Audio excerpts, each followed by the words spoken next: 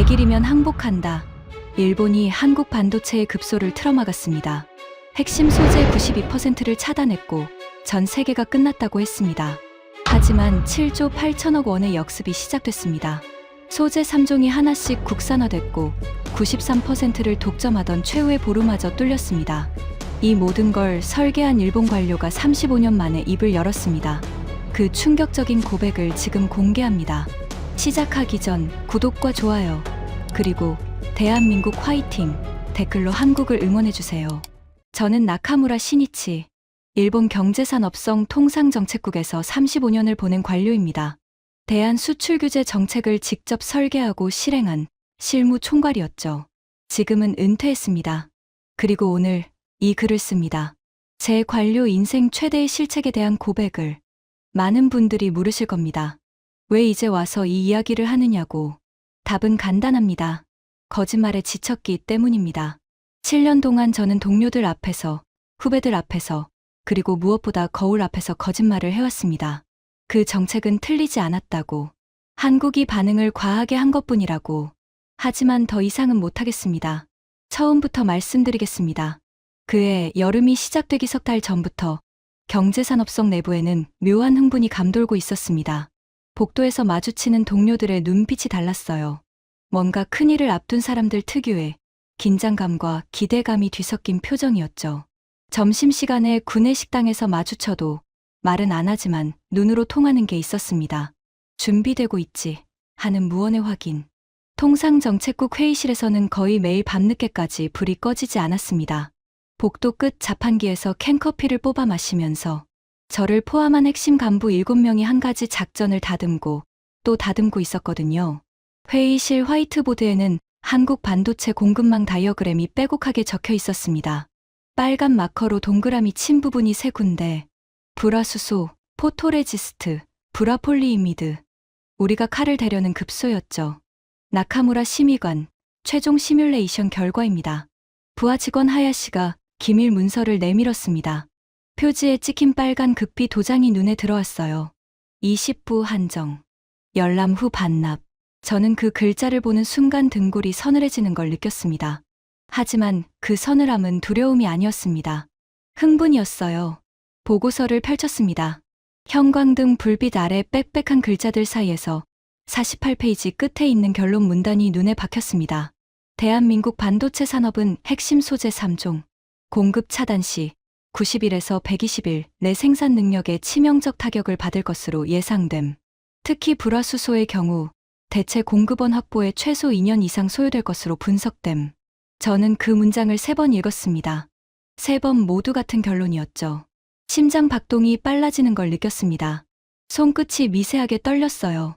100일이면 한국이 무릎을 꿇는다. 보고서를 덮고 의자에 등을 기댔습니다. 회의실 천장의 흰 형광등이 유난히 밝게 느껴졌어요. 에어컨에서 나오는 찬바람이 이마에 땀을 식혀주었습니다. 그날 밤, 저는 아카사카의 단골 이자카야 갤로쿠에서 청주를 한 잔 기울이며 생각했습니다. 나무 카운터에 팔꿈치를 기대고 잔에서 피어오르는 김이 천천히 흩어지는 걸 바라보면서요. 간장 소스와 숯불에 굽는 닭꼬치 냄새가 코끝을 간지렸습니다. 옆자리에서 샐러리맨 2명이 맥주잔을 부딪히며 웃고 있었죠. 평범한 도쿄의 밤이었습니다. 하지만 제 머릿속은 평범하지 않았어요. 이건 전쟁이다. 총 한 발 쏘지 않는 전쟁. 그리고 우리는 이미 이긴 전쟁이다. 청주를 한 모금 더 마셨습니다.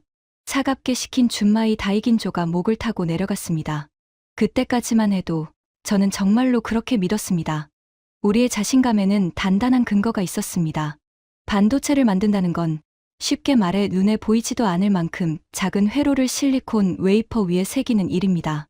이 과정에서 반드시 필요한 화학 소재들이 있어요. 포토레지스트, 불화수소, 불화폴리이미드. 이 3가지가 없으면 반도체 공장은 멈춥니다. 수조 원짜리 최첨단 장비를 갖추고 있어도 소재가 없으면 종이 위의 설계도에 불과하죠. 비유를 하자면 이렇습니다.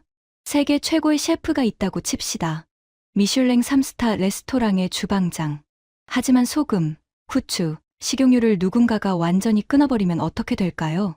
아무리 뛰어난 기술이 있어도 요리 자체가 불가능해집니다. 한국 반도체의 상황이 정확히 그랬어요. 그리고 한국은 이 3대 소재의 대부분을 일본에서 수입하고 있었습니다. 불화수소 92%, 불화폴리이미드 94%, 포토레지스트는 상대적으로 낮았지만 최첨단 7나노 이하 공정에 필요한 고순도, 제품은 사실상 일본이 독점하고 있었죠. 조립은 잘하죠. 한국은 확실히 인정합니다. 규제 발동을 앞두고 열린 경제산업성 내부 세미나에서 소재산업과장 다나카가 스크린을 가리키며 말했습니다. 프로젝터 불빛이 그의 안경에 반사되어 하얗게 빛났어요. 세미나실에는 각 과에서 차출된 간부 12명이 앉아 있었습니다. 노트를 펼치고 펜을 쥔 손들. 모두가 이 브리핑을 기다려왔다는 걸 그 자세만으로도 알 수 있었죠. 삼성이 메모리 반도체 세계 1위? 맞습니다. SK하이닉스까지 합치면 세계 메모리 시장의 70% 이상을 한국이 차지하고 있어요. 대단한 성과입니다. 다나카가 잠시 말을 멈추더니 슬라이드를 넘겼습니다. 한국 반도체 공급망 구조도가 나타났어요. 완제품 쪽은 빨간색으로 강조되어 있었고 소재와 부품 쪽은 파란색이었습니다. 하지만 이 그래프를 보십시오. 빨간색이 한국이 강한 영역, 파란색이 일본이 지배하는 영역입니다. 빨간색은 꼭대기에만 있었습니다. 최종 제품. 하지만 그 아래를 받치고 있는 소재, 부품, 장비 영역은 온통 파란색이었죠. 한국은 피라미드의 꼭대기만 가지고 있는 겁니다. 토대는 전부 우리 손에 있어요. 다나카의 목소리에 자부심이 묻어났습니다. 회의실 안의 공기가 팽팽하게 긴장되어 있었어요. 좋은 종류의 긴장감이었습니다. 다나카가 다음 슬라이드를 넘겼습니다. 화면에 호야라는 글자가 크게 떴어요. 이제 블랑크 마스크 시장을 보시죠. 여기가 진짜 핵심 중의 핵심입니다. 블랑크 마스크. 반도체 회로를 웨이퍼에 새기기 위한 포토 마스크의 원재료입니다. 쉽게 말해 반도체의 설계도를 실물로 옮기는 첫 번째 도구죠. 특히 차세대 EUV 공정에 쓰이는 EUV 블랑크 마스크는 기존과 차원이 완전히 다릅니다. 다나카가 단면 구조도를 띄웠습니다. 얇은 층이 수십 겹으로 쌓인 그림이었어요. 몰리브덴과 실리콘을 40에서 50층으로 교차 증착합니다. 각 층의 두께가 수나노미터 수준이에요.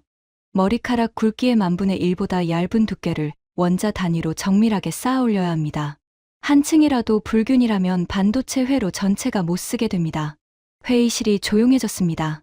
간부들 대부분은 행정 전문가였지 기술자가 아니었거든요. 하지만 그 숫자가 의미하는 기술적 난이도만큼은 모두가 피부로 느끼고 있었습니다. 결합률 기준도 말씀드리겠습니다. 다나카가 새 슬라이드를 띄웠습니다.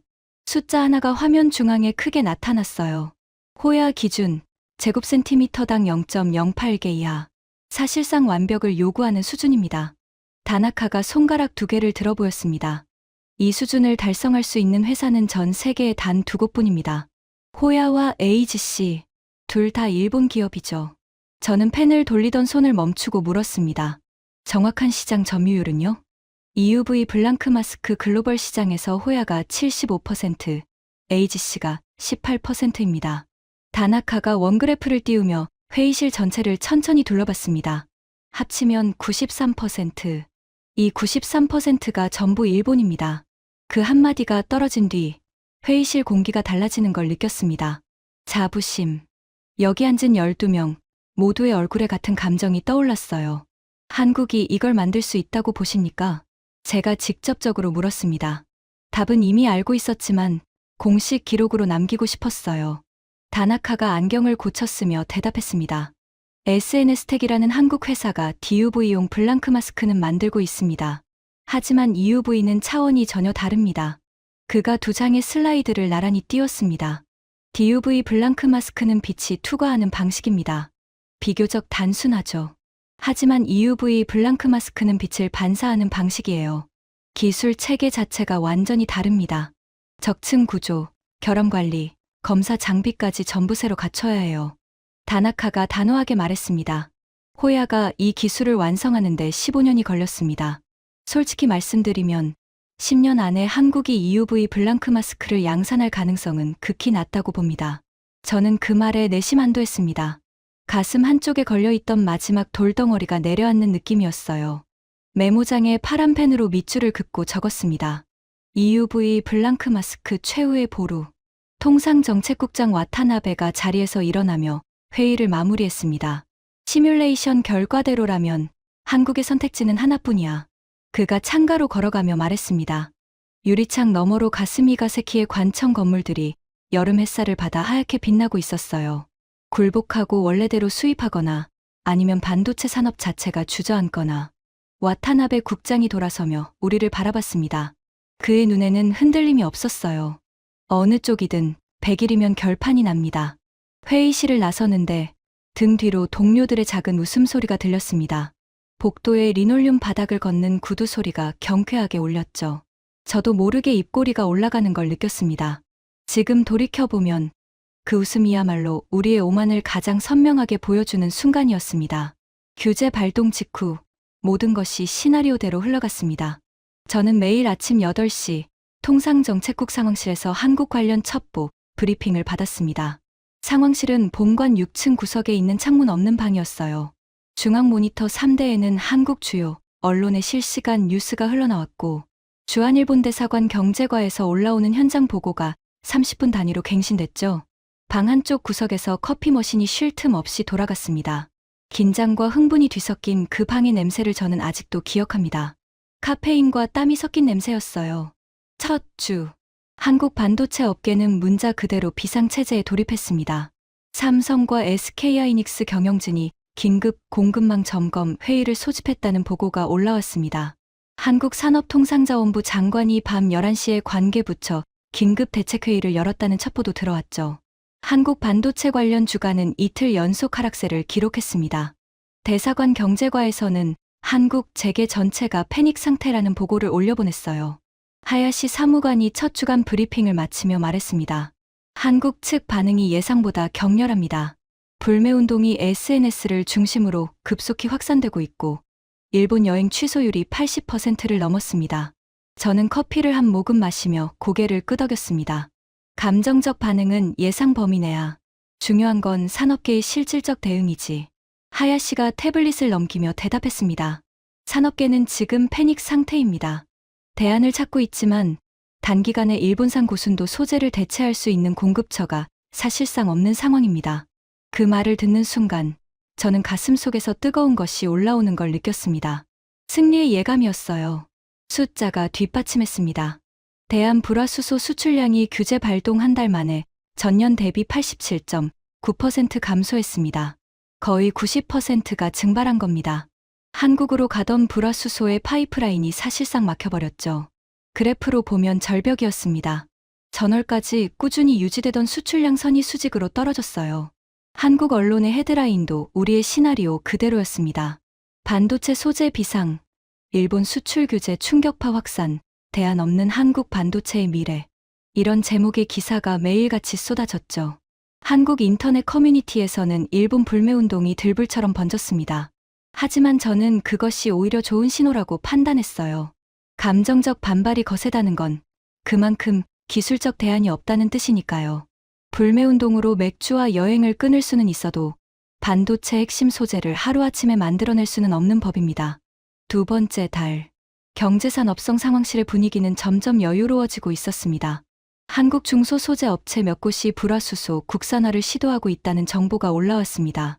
하지만 정보분석관의 평가는 냉정했어요.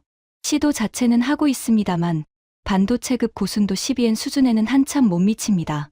불순물 농도가 기준치의 수백 배입니다. 공정 안정성 확보까지 최소 3년에서 5년은 걸릴 겁니다. 저는 보고서에 파란 펜으로 동그라미를 치며 메모했습니다. 예상 범위 내. 하야시가 덧붙였습니다. 한국 내 여론도 국산화에 대해서는 회의적입니다. 한국 반도체 전문가들 사이에서도 단기 국산화는 불가능하다는 의견이 지배적이에요. 저는 고개를 끄덕이며 보고서를 덮었습니다. 계획대로였어요. 우리가 그린 시나리오에서 단 한 치도 벗어나지 않고 있었습니다.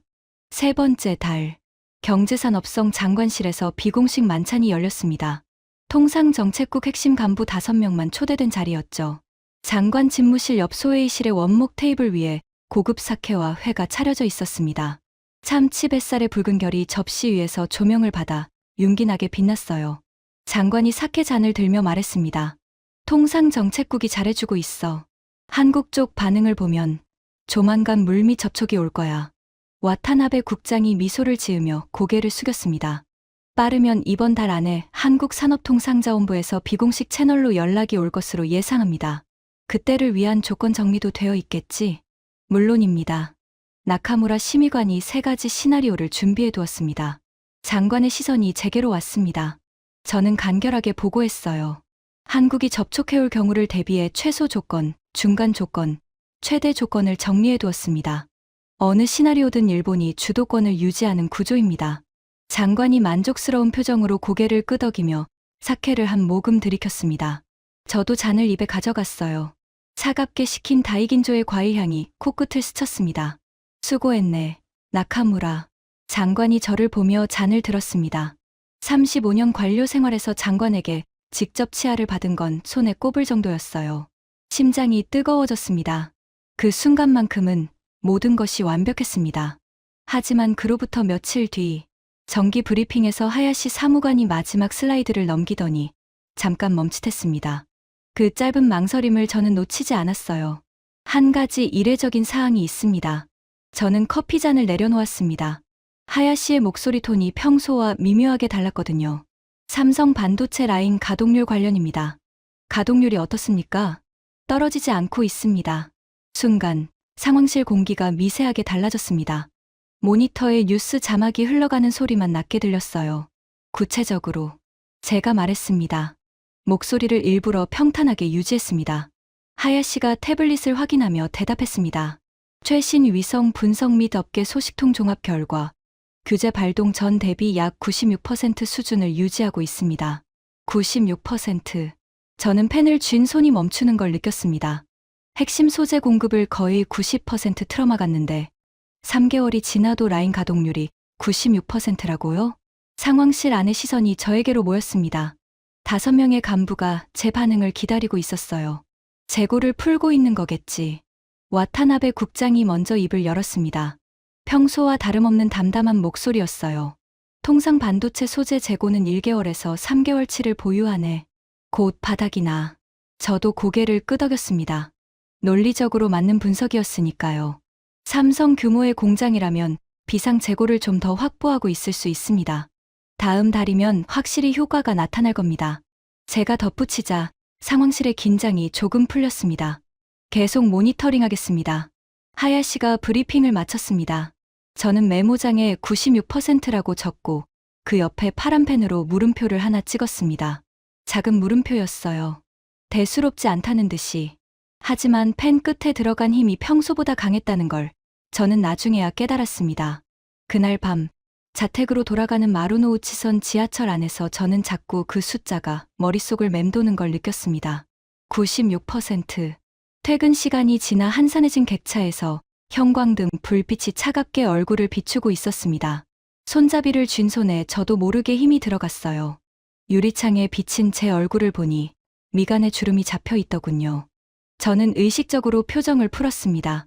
그리고 스스로에게 말했죠. 재고일 뿐이다. 곧 바닥난다. 100일이면 끝이다.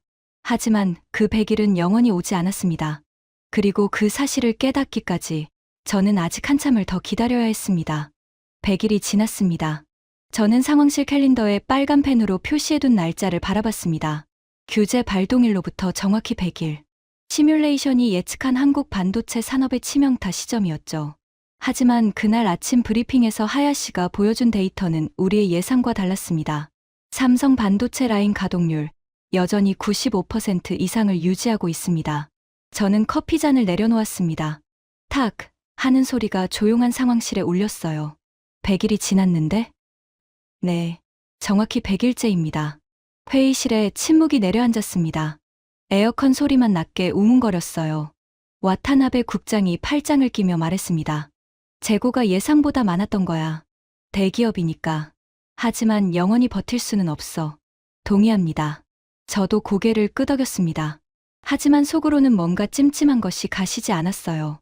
90일에서 120일이라고 했던 시뮬레이션의 결론. 그 하한선은 이미 넘겼고 상한선도 코앞이었습니다. 그로부터 2달이 더 지났습니다. 규제 발동 반년이 되는 시점이었어요. 하야시가 그날도 같은 보고를 올렸습니다.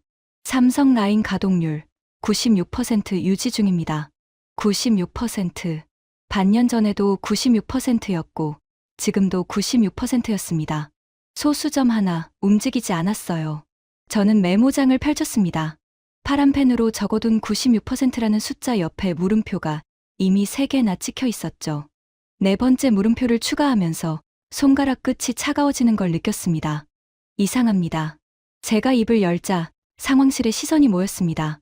소재 공급을 90% 가까이 차단한 지 6개월입니다. 재고만으로는 설명이 안 됩니다.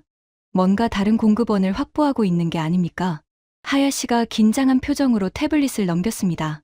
그 부분을 추적 중입니다.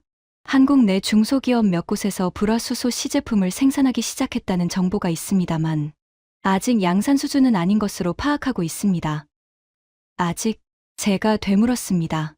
하야시의 말에서 아직이라는 단어가 귀에 걸렸어요. 석 달 전에는 불가능이라고 했었거든요. 불가능이 아직으로 바뀌었다. 그 미묘한 변화가 마치 벽에 생긴 첫 번째 실금 같았습니다. 하지만 와타나베 국장은 여전히 태연했습니다. 시제품과 양산은 하늘과 땅 차이야. 실험실에서 만드는 것과 공장에서 찍어내는 건 완전히 다른 문제지. 걱정할 단계가 아니야. 저는 고개를 끄덕였습니다. 국장의 말이 맞았어요. 논리적으로는 분명히 맞는 말이었습니다. 하지만 그날 밤, 집으로 돌아가는 길에 저는 평소와 다른 행동을 했습니다. 도쿄역 구내 서점에 들러 한국 경제 관련 서적을 2권 샀어요. 계산대에서 점원에게 책을 건네는 손이 살짝 떨렸습니다. 왜 그랬을까요? 6개월이 지나도 96%를 유지하는 삼성의 라인 가동률. 그 숫자가 저에게 말하고 있었습니다. 뭔가가 우리 시뮬레이션의 범위 밖에서 일어나고 있다고. 저는 그때까지도 그걸 인정하고 싶지 않았습니다. 변화의 첫 번째 신호는 한국 정부의 예산안에서 감지되었습니다. 규제 발동 직후 한국 정부가 소재 부품 장비 분야의 대규모 예산을 편성했다는 정보는 이미 알고 있었어요. 하지만 솔직히 대수롭지 않게 생각했습니다. 정치인들이 위기 때마다 예산 카드를 꺼내는 건 어느 나라나 마찬가지니까요. 국민 불안을 달래기 위한 제스처라고 판단했죠. 하지만 규제 8개월 차에 올라온 한 보고서가 저희 판단을 뒤흔들었습니다. 한국 정부의 소재 부품 장비 자립 예산 총액이 확정되었습니다. 하야시가 숫자를 읽어내려갔습니다. 7조 8천억 원입니다. 상황실이 조용해졌습니다. 계산기를 두드리는 소리가 들렸어요. 엔화로 환산하면 약 7천억 엔. 일본의 한 해 반도체 관련 R&D 예산의 몇 배에 달하는 금액이었습니다. 한 해가 아닙니다. 하야시가 덧붙였습니다. 5년간 집중 투자 계획입니다. 연평균 1조 5천억 원 이상을 소재 부품 장비에 쏟아붓겠다는 겁니다. 와타나베 국장의 표정이 처음으로 약간 변했습니다. 눈썹이 미세하게 올라갔어요. 예산 편성이야 할 수 있지. 문제는 실행이야. 돈만 퍼부은다고 기술이 나오는 건 아니거든. 맞습니다. 하지만 집행 속도가 이례적입니다. 하야시가 다음 슬라이드를 띄웠습니다. 한국 정부가 소재 국산화 관련 규제 완화를 동시에 추진하고 있습니다. 인허가 기간을 기존 12개월에서 3개월로 대폭 단축했습니다. 그리고 국책연구소의 기술을 민간에 무상 이전하는 조치도 병행하고 있어요. 저는 펜을 멈추고 하야시를 바라봤습니다. 국책연구소 기술 무상 이전. 그건 우리도 쉽게 하지 못하는 조치 아닌가. 그렇습니다. 한국 언론에서도 파격적이라고 보도하고 있습니다. 저는 의자 등받이에 기대며 천장을 올려다봤습니다. 형광등 불빛이 눈에 아렸어요. 이건 예상과 달랐습니다. 우리가 상대하고 있는 건 삼성이나 SK하이닉스 같은 개별 기업이 아니었어요. 한국이라는 국가 자체가 움직이고 있었습니다. 기업이 아니라 국가가 나섰다. 이 차이를 그때 우리는 과소평가했습니다. 일본의 수출 규제는 기업 대 기업의 거래를 차단하는 조치였어요. 하지만 한국의 대응은 국가 전체의 시스템을 재편하는 수준이었습니다. 정부가 예산을 쏟고 규제를 풀고 연구소가 기술을 넘기고 기업이 실행하는, 정부와 기업과 연구기관이 하나의 유기체처럼 움직이는 구조였죠. 솔직히 부러웠습니다. 우리 일본은 관료, 기업, 연구기관이 각자의 영역을 지키며 느리게 움직이는데 익숙했거든요. 하지만 한국은 위기 앞에서 모든 칸막이를 허물어버렸습니다. 추가 정보가 있습니다. 하야시가 조심스럽게 말했습니다. 한국산업통상자원부가 100대 핵심 소재 목록을 작성하고 각 품목별 국산화 로드맵을 수립했습니다. 불화수소, 포토레지스트, 불화폴리이미드 3개 품목이 최우선 과제로 지정되어 있습니다. 100대 핵심 소재 목록. 그 보고를 듣는 순간 저는 등줄기에 찬 것이 스치는 걸 느꼈습니다.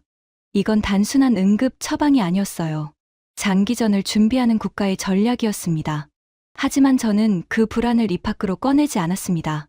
관료란 확실한 증거가 나오기 전에는 기존 방침에 의문을 제기하지 않는 법이니까요. 모니터링을 강화하겠습니다. 하야시가 말했고 저는 고개를 끄덕였습니다. 하지만 속으로는 알고 있었어요. 7조 8천억 원. 그 숫자의 무게가 우리의 시뮬레이션에는 포함되어 있지 않았다는 것을. 첫 번째 소식은 규제 발동 1년이 되기 직전에 날아왔습니다. 한국 업체 솔브레인이 반도체급 고순도 불화수소 양산에 성공한 것으로 확인되었습니다. 하야시의 보고의 상황실이 순간 얼어붙었습니다. 저는 반사적으로 되물었어요. 양산, 시제품이 아니라 삼성 평택 공장에서 실제 라인 테스트를 통과한 것으로 파악됩니다. 수율에 문제가 없다는 평가입니다. 저는 펜을 쥔 손에 힘이 빠지는 걸 느꼈습니다.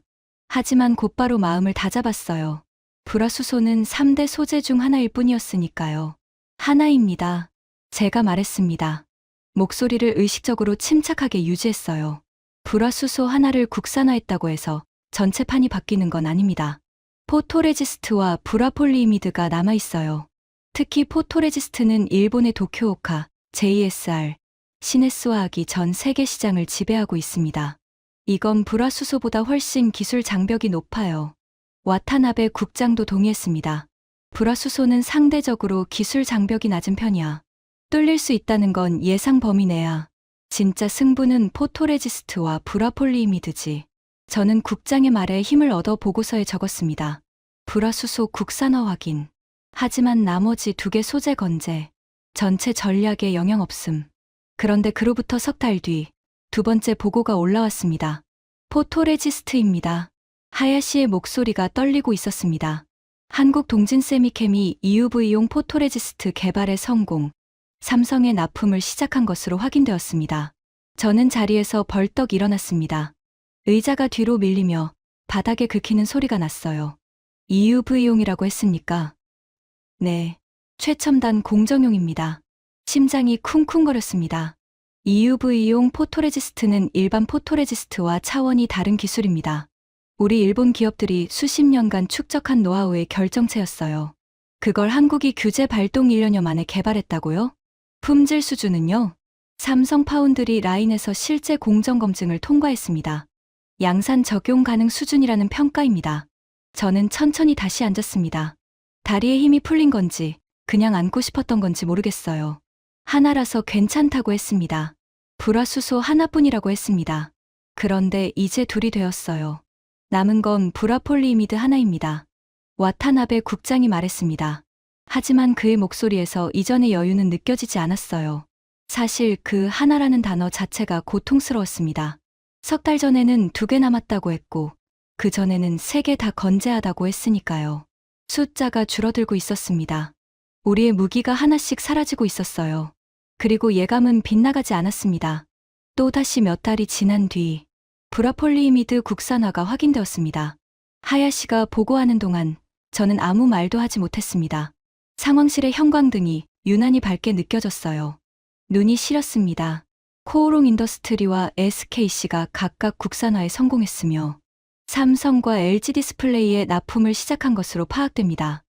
3개, 3대 소재가 전부 뚫렸습니다. 우리가 한국의 급소라고 확신했던 3곳, 불화수소, 포토레지스트, 불화폴리이미드, 하나씩, 그리고 마지막 하나까지 도미노가 쓰러지듯 연쇄적으로 무너졌습니다. 저는 메모장을 덮었습니다. 더 이상 적을 게 없었어요. 파란 펜이 손에서 미끄러지듯 떨어졌습니다. 탁 하는 작은 소리가 회의 테이블 위에서 울렸죠. 와타나베 국장이 한참 동안 말이 없더니 낮은 목소리로 말했습니다. 장관에게 보고해야겠군. 그 한마디가 상황실 전체에 무겁게 내려앉았습니다. 3개월 전의 만찬 자리, 승리를 자축하며 사케 잔을 기울이던 그 자리에서 이번에는 뭐라고 보고해야 할까요? 저는 입술을 꽉 깨물었습니다. 입안에 쇠맛이 번졌어요. 소재 3종의 국산화는 우리 내부에 충격을 줬지만 진짜 공포는 바깥에서 왔습니다.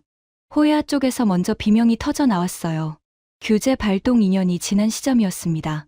호야의 분기 실적 보고가 경제산업성의 비공식으로 공유되었는데 한국 매출 관련 수치가 눈에 들어왔습니다. 호야에 대한 매출이 전년 대비 30% 이상 감소했습니다. 하야시가 담담하게 읽어내려갔지만 그 숫자의 의미는 결코 담담하지 않았어요. 호야는 EUV 블랑크 마스크 세계 시장 75%를 차지하는 절대 강자였습니다. 그런 호야의 한국향 매출이 30% 넘게 빠졌다는 건 한국이 다른 곳에서 물량을 확보하기 시작했거나 아니면 자체 생산을 시작했다는 뜻이었죠. 원인 분석은요? 복합적입니다. 한국 기업들이 일본산 소재 의존도를 의식적으로 줄이고 있는 것이 주된 요인입니다. 그리고 한 가지 더. 하야시가 잠시 말을 멈추더니 조심스럽게 덧붙였습니다. SNS텍이라는 한국 업체의 블랑크 마스크 물량이 늘어나고 있다는 업계 정보가 있습니다. SNS텍. 다나카가 세미나에서 언급했던 그 이름이 다시 떠올랐습니다. DUV용 블랑크 마스크나 만드는 작은 회사라고 했었죠. 그런데 그 이름이 호야의 매출 하락과 같은 맥락에서 언급되고 있었습니다. 하지만 그때까지도 저는 SNS텍을 심각하게 받아들이지 않았어요. DUV용 블랑크 마스크가 좀 더 팔린 것일 수 있으니까요. 진짜 충격은 다른 방향에서 왔습니다. 미국 상무부의 반도체 공급망 보고서가 공개된 겁니다. 그 보고서에는 일본의 수출 규제에 대한 미국 정부의 공식적인 평가가 담겨 있었습니다. 저는 원문을 입수해서 밤새 번역하며 읽었어요. 서재 책상 위에서 스탠드 불빛 아래 한 문장 한 문장을 짚어가며 읽었습니다. 그리고 심장이 멈추는 줄 알았습니다. 일본의 수출 규제는 글로벌 반도체 공급망의 다변화를 가속시키는 결과를 초래했다. 한국을 비롯한 주요국들이 소재 자립 역량을 강화하는 계기가 되었으며 이는 장기적으로 특정 국가에 대한 과도한 의존도를 줄이는 긍정적 효과를 가져올 수 있다. 눈을 의심했습니다. 3번, 4번 다시 읽었어요. 미국이, 우리의 동맹인 미국이 일본의 수출 규제가 긍정적 효과를 가져왔다고 평가한 겁니다. 한국의 소재 자립을 촉진했다는 점에서요. 이건 외교적 표현으로 포장된 비판이었습니다. 번역하면 이런 뜻이었어요. 일본이 무기로 쓴 수출 규제가 결과적으로 한국에게 독립의 동기를 줬다. 일본의 자충수다. 스탠드 불빛이 흔들렸습니다. 아니, 제 손이 떨리고 있었던 거예요. 보고서를 쥔 손가락에서 힘이 빠졌습니다. 미국마저 우리 편이 아니었습니다. 아니, 정확히 말하면 미국은 처음부터 일본 편도 한국 편도 아니었어요. 미국의 관심사는 오직 하나, 자국 반도체 공급망의 안정성이었습니다. 그 관점에서 보면 일본이 소재를 무기화한 행위는 공급망의 불안 요소였던 겁니다. 그 밤, 저는 서재 의자에 한참을 앉아 있었습니다. 창밖으로 도쿄의 야경이 보였어요. 수만 개의 불빛이 반짝이고 있었지만 그 빛들이 평소보다 흐릿하게 느껴졌습니다. 우리가 설계한 완벽한 무기, 그 무기가 정확히 반대 방향으로 작동하고 있었습니다. 한국을 굴복시키려던 규제가 한국을 독립시키는 촉매가 되고 있었어요. 다음 날 출근길, 가슴이 가새 기억 개찰구를 빠져나오면서 저는 문득 섬뜩한 생각이 들었습니다. 우리가 한 짓은 뭐였을까? 잠자던 사자의 코앞에서 종을 울린 격이 아닌가? 구두굽이 대리석 바닥을 두드리는 소리가 갑자기 텅 빈 것처럼 울렸습니다. 하지만 저에게는 아직 마지막 희망이 남아 있었습니다. EUV 블랑크 마스크, 소재 3종이 전부 뚫렸다는 현실 앞에서도 저는 이 한 가지만큼은 한국이 절대 넘을 수 없는 벽이라고 믿었습니다.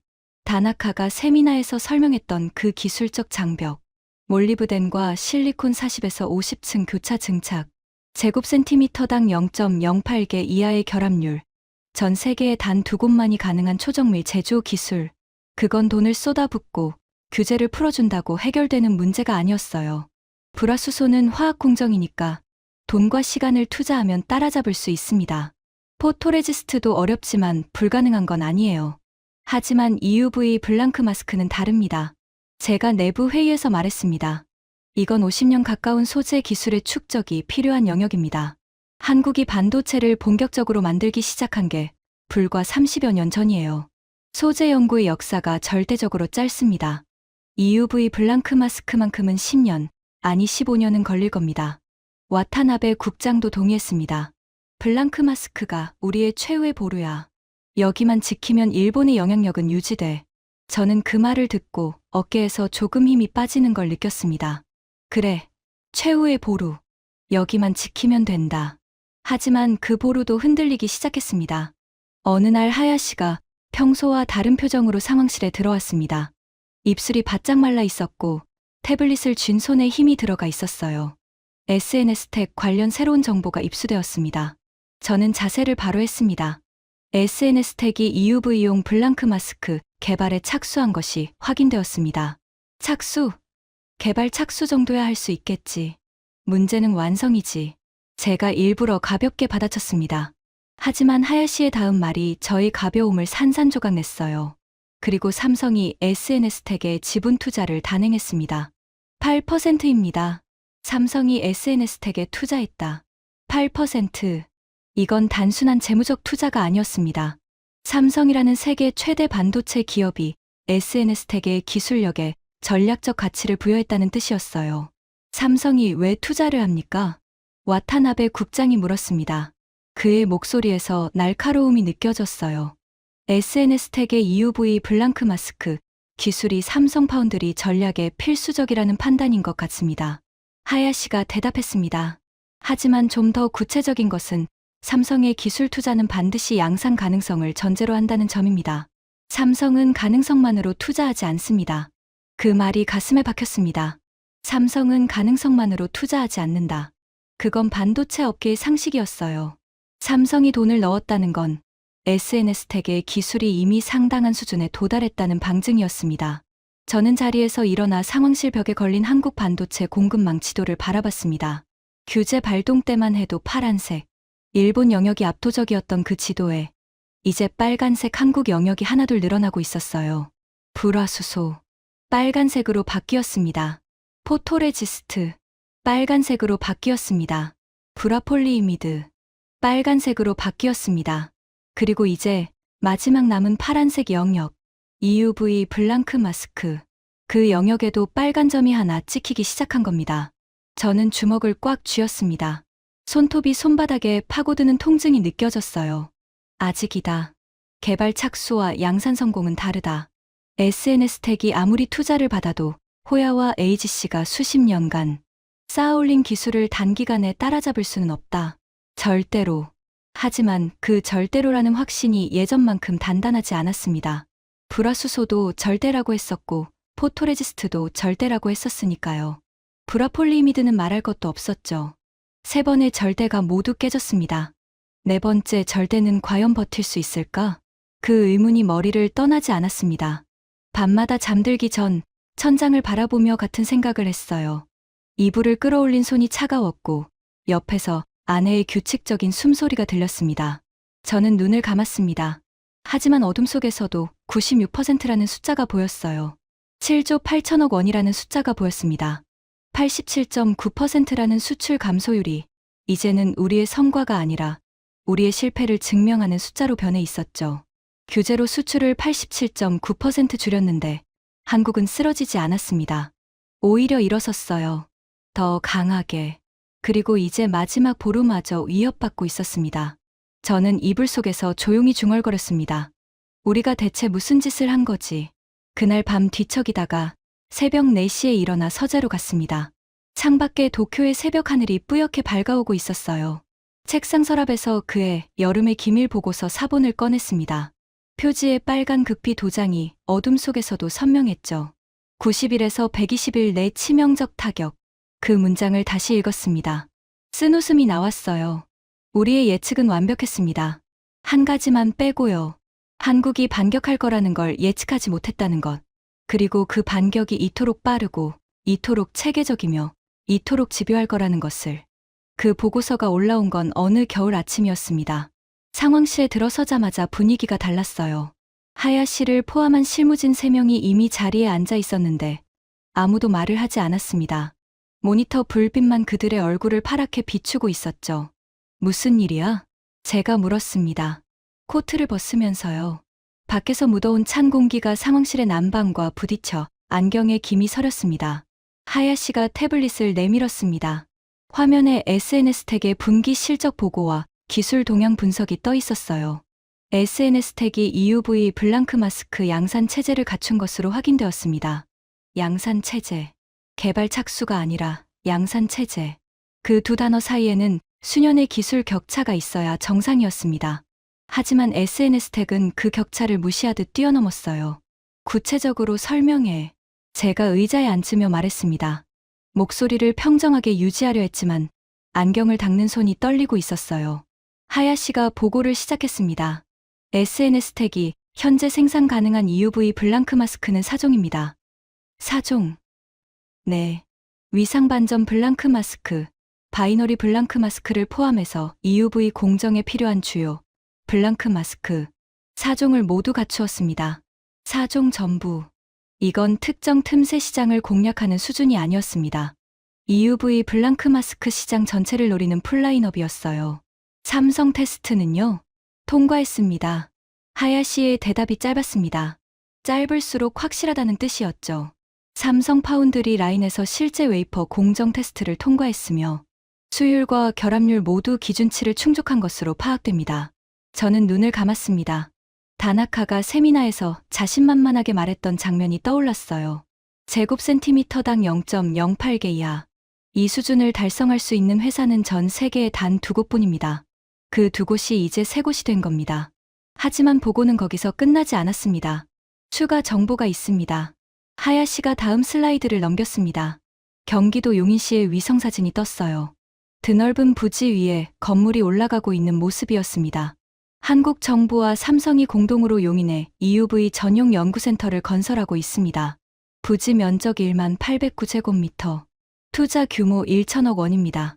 1천억 원짜리 EUV 전용 시설. 저는 숫자를 머릿속에서 되뇌었습니다. 이건 실험실이 아니라 양산을 위한 인프라였어요. 그리고 이 시설에 도입되는 핵심 장비가 있습니다. 하야시가 장비 사양서를 띄웠습니다.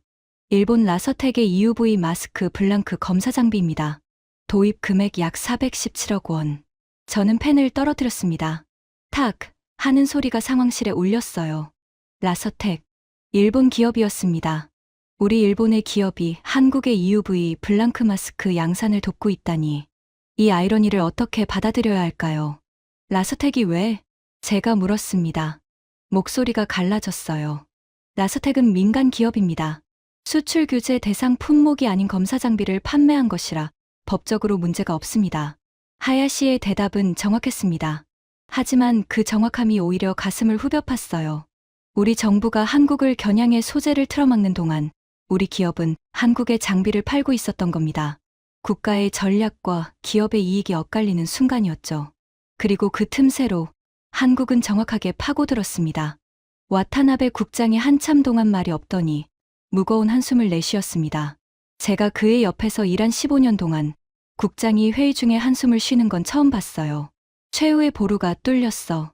국장이 낮은 목소리로 말했습니다. 그 한마디에 상황실 전체가 침묵에 잠겼어요. 하야시가 마지막 슬라이드를 띄웠습니다. SNS택의 분기 매출 추이 그래프였어요. 선이 가파르게 올라가고 있었습니다. SNS택의 직전 분기 매출약 1,099억 9천만 원. 전년 동기 대비 20.4% 성장입니다. 20.4%. 호야에 대한 매출은 30% 넘게 떨어지고 있는데 SNS택은 20% 넘게 성장하고 있었습니다. 숫자가 모든 걸 말해주고 있었어요. 시장이 움직이고 있었습니다. 호야에서 SNS택으로 저는 벽에 걸린 한국 반도체 공급망 지도를 바라봤습니다. 규제 발동 때 파란색으로 가득했던 그 지도가 이제는 거의 전부 빨간색으로 바뀌어 있었어요. 마지막으로 남아있던 파란 영역 EUV 블랑크 마스크. 거기에도 이제 빨간색이 번지기 시작했습니다. 실험실 수준이 아닙니다. 양산 체제입니다. 4종 풀라인업입니다. 삼성 테스트를 통과했습니다. 1천억 원짜리 전용 시설을 짓고 있습니다. 417억 원짜리 최첨단 검사 장비를 들여놓았습니다. 이건 시작이 아니라 완성이었습니다. 다나카가 10년 안에 불가능하다고 단언했던 일이 규제 발동 5년여 만에 현실이 되었어요. 우리의 최후의 보루가 무너졌습니다. 저는 상황실 의자에 깊이 몸을 묻었습니다. 형광등 불빛이 눈에 시렸어요. 하지만 눈을 감을 수가 없었습니다. 감으면 그 숫자들이 눈꺼풀 안쪽에서 더 선명하게 빛났거든요. 93%라는 호야와 AGC의 독점적 지위, 그 견고한 성벽에 금이 가기 시작했습니다. 그리고 한번 금이 간 성벽은 무너지는 건 시간 문제였어요. 그로부터 얼마 뒤 일본 정부는 한국에 대한 수출 규제를 해제했습니다. 규제 발동부터 해제까지 44개월, 3년 8개월이었습니다. 해제 발표가 났을 때 저는 이미 은퇴를 앞두고 있었어요. 통상정책국 사무실에서 마지막 짐을 정리하던 중이었죠. 골판지 상자에 35년치 서류와 메모장을 담고 있었는데 후배 직원이 뛰어들어와서 알려줬습니다. 나카무라 심의관, 대한수출규제 해제가 공식 발표되었습니다. 저는 손에 들고 있던 메모장을 내려다봤습니다. 표지가 닳고 모서리가 접힌 그 메모장. 첫 페이지에 파란 펜으로 적어둔 100일이면 끝이라는 글자가 보였어요. 100일이면 끝난다고 했었죠. 100일은 200일이 되었고, 200일은 1년이 되었고, 1년은 2년이 되었습니다. 그리고 44개월이 지나서야 끝이 났어요. 하지만 우리가 상상했던 결말이 아니었습니다. 한국이 무릎을 꿇어서 끝난 게 아니었어요. 한국이 우리를 더 이상 필요로 하지 않게 되어서 끝난 겁니다. 해제라는 단어가 붙었지만 실질적으로는 항복이나 다름없었습니다. 44개월간의 규제가 남긴 것은 한국의 굴복이 아니라 한국의 자립이었으니까요. 우리가 칼을 거둔 건 칼이 더 이상 위협이 되지 않았기 때문이었습니다. 은퇴 후 한 달이 지났을 때 저는 서재에 앉아 이 모든 과정을 되짚어봤습니다. 창밖으로 벚꽃이 흩날리고 있었어요. 봄바람에 실려온 꽃잎 하나가 열린 창문 틈으로 들어와 책상 위에 내려앉았습니다. 저는 그 꽃잎을 바라보며 생각했습니다. 우리는 왜 실패했을까? 답은 명확했습니다. 우리는 한국의 기술력을 과소평가했고 한국의 의지를 과소평가했으며 무엇보다 위기에 처한 국가가 보여줄 수 있는 집단적 에너지를 완전히 간과했습니다. 92%의 불화수소 의존도, 94%의 불화폴리이미드 의존도. 그 숫자를 보면서 우리는 한국의 약점만 봤어요. 하지만 그 숫자의 이면에는 다른 의미가 있었습니다. 한국은 그동안 일본 소재가 좋았기 때문에 수입했던 것이지 만들 능력이 없어서 수입한 게 아니었다는 거예요. 불화수소 국산화에 성공한 솔브레인의 연구팀, 포토레지스트를 개발한 동진세미캠의 기술진, EUV 블랑크 마스크를 양산 수준까지 끌어올린 SNS텍의 엔지니어들, 그리고 이 모든 것을 가능하게 한 7조 8천억 원의 국가적 의지. 우리가 던진 돌멩이가 잠자던 거인을 깨운 겁니다. 경제적 무기는 양날의 칼이었습니다. 상대를 베려고 휘두른 칼이 돌아와서 자기 손을 베었어요. 호야의 매출은 하락하고 한국의 일본 소재 의존도는 급감했으며 글로벌 공급망에서 일본의 절대적 지위는 흔들리기 시작했습니다. 제가 35년간 쌓아올린 관료로서의 자부심, 일본의 소재 기술은 세계 최고라는 믿음, 그건 틀리지 않았습니다. 하지만 세계 최고의 기술을 무기로 쓴 순간 그 기술의 가치는 오히려 떨어졌어요. 왜냐하면 세상은 단순하거든요. 무기로 쓰일 수 있는 것에는 반드시 대안이 만들어집니다. 그게 1년이 걸리든 5년이 걸리든 인간은 반드시 길을 찾아냅니다. 특히 등이 벽에 몰린 사람들은요. 저는 이 글을 쓰면서 한국에 대한 감정이 달라졌다는 걸 고백합니다. 7년 전에는 우월감이 있었어요. 소재 강국 일본, 조립 공장 한국. 그런 구도가 머릿속에 박혀 있었죠. 하지만 지금은 다릅니다.